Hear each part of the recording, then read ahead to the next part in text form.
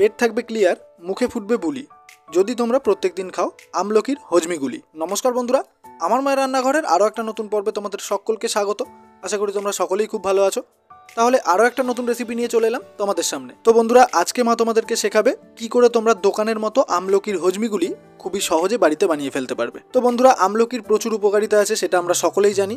আমি জাস্ট কয়েকটা উপকারিতার কথা আমাদের আমলকির আচারের ভিডিওতে বলেছিলাম, যেটা বর্তমানে বেশ পপুলার একটা ভিডিও। তোমরা অবশ্যই সেই ভিডিওটা গিয়ে দেখো, আমি ডেসক্রিপশনে লিঙ্ক দিয়ে দেবো। তো সেই ভিডিওতে আমাকে কয়েকজনা প্রশ্ন করেছিল, আর সেই প্রশ্নের উত্তরও আমি এই ভিডিওতে দেবো। তো আমার অনুরোধ রইল, আজকের হজমিগুলির ভিডিওটা তোমরা শুরু থেকে শেষ অবধি দেখো, তাহলে পারফেক্ট পদ্ধতিটা শিখে নিতে পারবে। তো চলো বন্ধুরা, একদমই কথা না বাড়িয়ে রেসিপিটা শুরু করা যাক। তো বন্ধুরা, আমলকির হজমিগুলি বানানোর জন্য আমরা কি কি উপকরণ নিয়েছি সেটা প্রথমে দেখে নাও। প্রথমেই নিয়েছি আমলকি। এখানে আমলকিটা সম্পূর্ণ পরিমাণ মতো নেবে। নিয়েছি আখের গুড়, বাতাসা, গোটা জিরে, গোটা ধনে, আর নিয়েছি জোয়ান। এই উপকরণগুলো দিয়ে খুব সহজে তোমরা বাড়িতে বানিয়ে ফেলতে পারবে দোকানের মতো আমলকির হজমিগুলি। তো চলে এলাম ওভেনে। এবারে আমলকিটাকে সেদ্ধ বসাবো, তার জন্য একটা বাটি বসিয়ে দিলাম। এবারে বাটিতে আন্দাজ মতো জল দিয়ে দেবো। ঠিক তারপরেই সবকটা আমলকি বাটিতে ঢেলে দেবো। এবারে সামান্য পরিমাণ নুন দিয়ে দেবো।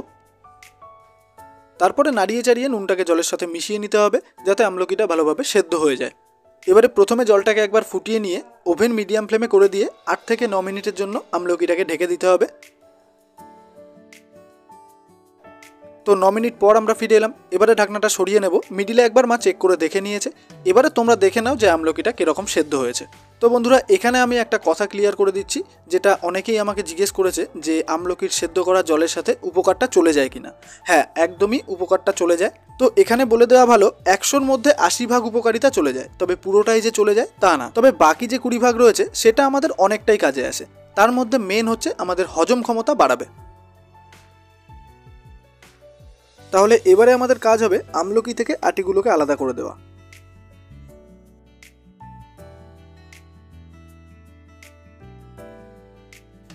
তো বন্ধুরা, দেখতেই পাচ্ছ আমলকি থেকে আটিগুলোকে কিন্তু একদম যত্ন সহকারে মা আলাদা করে রেখেছে।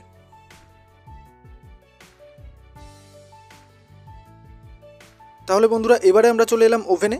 এবারে আমাদের কাজ হলো শুকনো খোলাতে মশলাটাকে ভেজে নেওয়া। তার জন্য কড়াই বসিয়ে দিয়েছি। কড়াইটা খুব ভালোভাবে গরমও হয়ে গেছে। এবারে একে একে উপকরণগুলো দিয়ে দেব। প্রথমে দিয়ে দেব মৌরি, দিয়ে দেব গোটা ধনে, আর দিয়ে দেব গোটা জিরে। এবারে ওভেনটাকে লো টু মিডিয়ামে করে দিয়ে 7 থেকে 8 মিনিট ধরে মশলাটাকে একদম লাল লাল করে ভেজে নিতে হবে।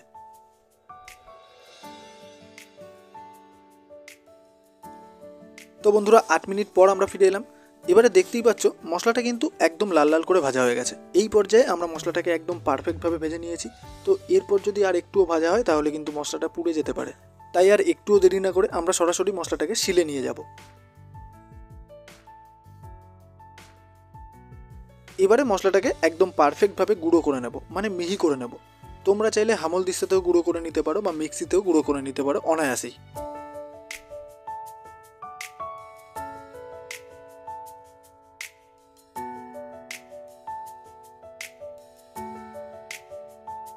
তো দেখতে দেখতে মা মশলাটাকে একদম পরিপাটি করে গুঁড়ো করে নিল। এবার একটা প্লেটে নামিয়ে নেব। তো বন্ধুরা, মশলাটাকে দেখে কিন্তু আমার একবারের জন্য চা পাতা মনে হয়েছিল। তো তোমাদেরও কি হয়েছিল? যদি হয়ে থাকে অবশ্যই কমেন্টে জানিয়ে দিও। তো মশলাটা বাটা হয়ে গেলে এবারে আমলকিটাকে বেটে নেব। তার জন্য আমলকিটাকে শিলে দিয়ে দেবো। যদিও বা এতগুলো আমলকি একবারে বাটা যাবে না, তাই দুবারে বেটে নেব। তো বন্ধুরা, আমি জানি তোমরাও আমার মতো অবাক হচ্ছ যে আমলকির কালারটা এমন হয়ে যাচ্ছে কেন। হ্যাঁ, তোমরা ভুলে গেছো, কারণ এর আগেই মশলাটা বাটা হয়েছে, তাই মশলার কালারটা আমলকির সাথে অ্যাড হয়ে গেছে। ও কিছু করার নেই এখন।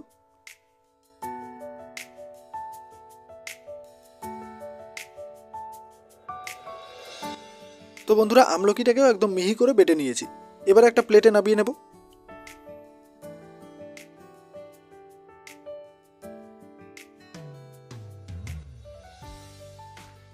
এবারে পুনরায় চলে এলাম ওভেনে।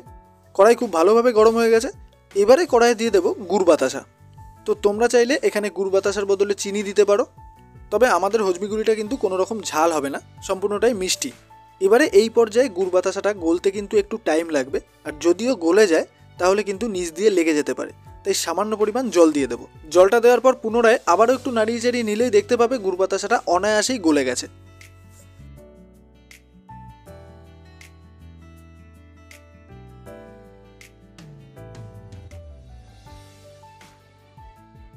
তো দেখতেই পাচ্ছ বন্ধুরা, গুড়টা কিন্তু একদম গলে ক্ষীর। যখনই দেখবে গুড়টা খুব ভালোভাবে গলে গেছে, মানে ঠিক এই পর্যায়ে এবারে আমরা দিয়ে দেবো আমলকি বাটা।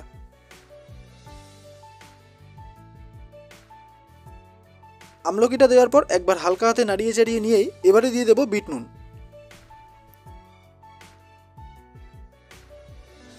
তো বিট নুনটা দেওয়া হয়ে গেলে ওভেনটাকে লো টু মিডিয়াম ফ্লেমে করে দিয়ে 15 থেকে 16 মিনিট ধরে জ্বালিয়ে নিতে হবে। মানে আমলকির এই যে পুরটা, এটাকে 15 থেকে 16 মিনিট ধরে জ্বালিয়ে ঘন করে নিতে হবে। কারণ মাথায় রাখতে হবে, পাকটা যদি ভালো না হয় তাহলে কিন্তু হজমিগুলিটাও পারফেক্টভাবে হবে না। কারো এর থেকে বেশি সময় লাগতে পারে বা কম সময়ও লাগতে পারে, কিন্তু মেন বিষয় সেটা না, দেখতে হবে যে পাকটা ঠিকঠাক হলো কিনা।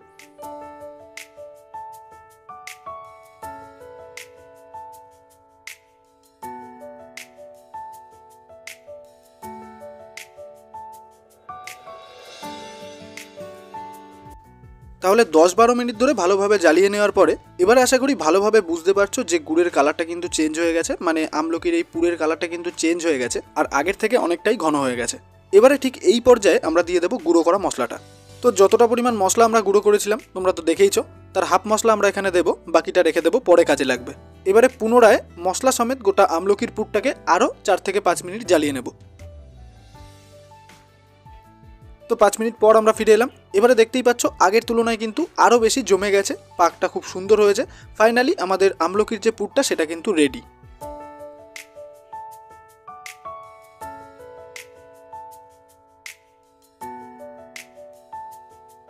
এবারে কি করব, একটা প্লেটে পুরটাকে নামিয়ে নেব, তারপরে 10 থেকে 15 মিনিট মতো রেখে দেবো ঠান্ডা হওয়ার জন্য। তোমরা চাইলে এর থেকে বেশিও রাখতে পারো, আধ ঘন্টা রাখলে আরও ভালো হয়, যতটা ঠান্ডা হবে তত ভালো। আমরা এখানে পুরটাকে 15 মিনিট মতো ঠান্ডা হতে দেবো। এবারে আরও একটা প্লেট নিয়েছি, এখানে পরিমাণ মতো মশলা ছড়িয়ে দেবো। হাফ মশলাটা আমরা আমলকির পুরে দিয়েছি, আর বাকি যে মশলাটা রেখে দিয়েছিলাম তার থেকে হাফ মশলা এখন এখানে দেবো, বাকি মশলাটা পরে। এবারে আমাদের কাজ হবে আমলকির পুরটাকে আমরা হাতে নেব, নিয়ে ছোট ছোট লেচি করব, মানে ছোট ছোট গোল্লা করে নেব। এর জন্য কি করবে, একটা ছোট বাটিতে সামান্য পরিমাণ জল নেবে, তারপরে ডান হাতের যে কোনো আঙুলের একটা ডগা জলে চুবিয়ে নিয়ে তারপরে বাঁ হাতের তালুতে নিয়ে নেবে, তারপরে সামান্য পুর নিয়ে ছোট ছোট গোল্লা করে নেবে। তোমাদের যেরকম সাইজ পছন্দ ঠিক সেই সাইজে তোমরা করে নিতে পারো। তাহলে দেখতেই পাচ্ছ বন্ধুরা, মা কত সহজে গোল্লাগুলোকে করে নিচ্ছে আর কত গ্লেজ দিচ্ছে গোল্লাগুলোতে। তবে এই গোল্লাগুলো করার আগে আমি বারবার বলছি, হাতে কিন্তু সামান্য পরিমাণ জল নিয়ে নিতেই হবে, আর যদি জল না নাও তাহলে কিন্তু হাতে লেগে যাবে, আবার বেশি জল নিলে হবে না, তাই এটা কিন্তু মাথায় রাখতে হবে। তো বন্ধুরা তোমরা তো জানোই যে আগেই প্লেটে আমাদের মশলা নেওয়া ছিল, সেই মশলার ওপরেই কিন্তু এই গোল্লাগুলোকে করে রেখেছি। এবারে বাকি যে মশলাটা আমাদের ছিল সেই মশলাটা ওপর দিয়ে দেবো। তো মশলাটা দেওয়া হয়ে গেলে এবারে আমাদের কাজ হবে ধৈর্যের সাথে যত্ন সহকারে গোল্লাগুলোকে মশলার সাথে ভালোভাবে মাখিয়ে নেওয়া। তাহলে বন্ধুরা যত্ন সহকারে মশলাটা মাখিয়ে নেওয়ার পর এবারে মা তোমাদেরকে একদম কাছ থেকে দেখিয়ে দেবে যে হজমিগুলিটা কীরকম হয়েছে দেখতে।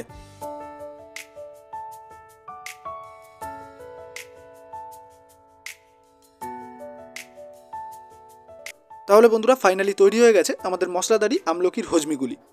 এই হজমিগুলিটা তোমরা সারাদিনে যখন খুশি খেতে পারো, তাতে কোনো ক্ষতি নেই, বরঞ্চ উপকার আছে। তবে হ্যাঁ, চেষ্টা করবে খাওয়া দাওয়ার পর খাওয়ার, কারণ তাতে কি হবে, হজম ক্ষমতা বাড়বে, হজম তাড়াতাড়ি হবে, তাতে আরও বেশি খেতে পারবে। পেট পরিষ্কার তো সব পরিষ্কার। তো ভিডিওটা যদি ভালো লেগে থাকে তাহলে অবশ্যই প্রথমে বাড়িতে ট্রাই করবে, তারপরে ভালো লাগলে বন্ধু বান্ধবের মধ্যে শেয়ার করে দেবে, আর চ্যানেলে নতুন হলে চ্যানেলটাকে অবশ্যই মনে করে সাবস্ক্রাইব করে দেবে। Thank you for watching.